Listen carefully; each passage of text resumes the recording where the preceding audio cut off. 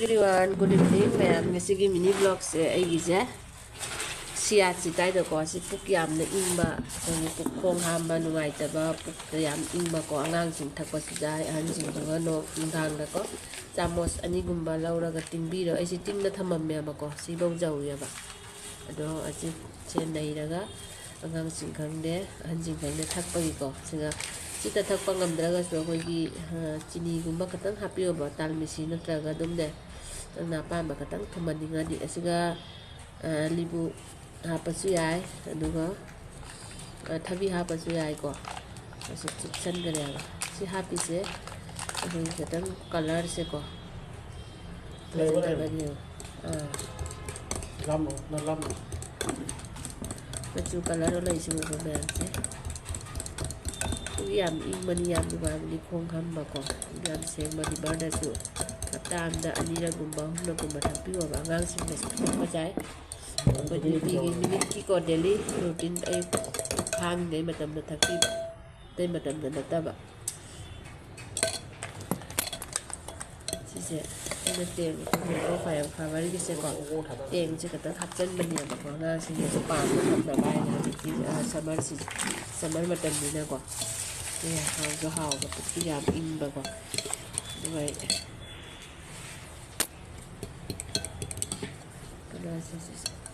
chú lốp tàu anh đi thả rồi bà con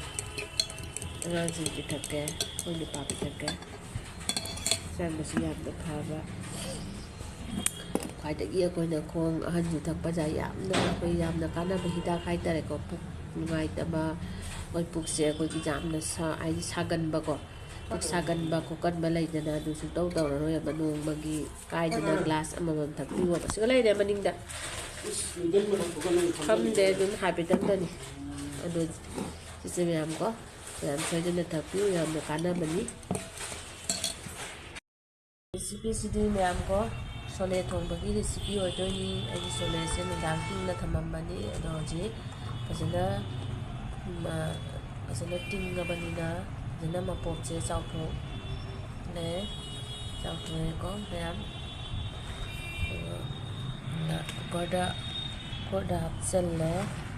chân là xin là happy rồi chỉ có tàu rồi đó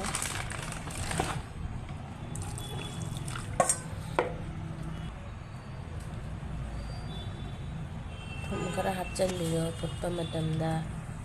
anh khi chàng đôi giờ người ta chân mì rồi là mà xí xe ngon vào hậu đấy xí xe brown còn nó là cái ní anh được đó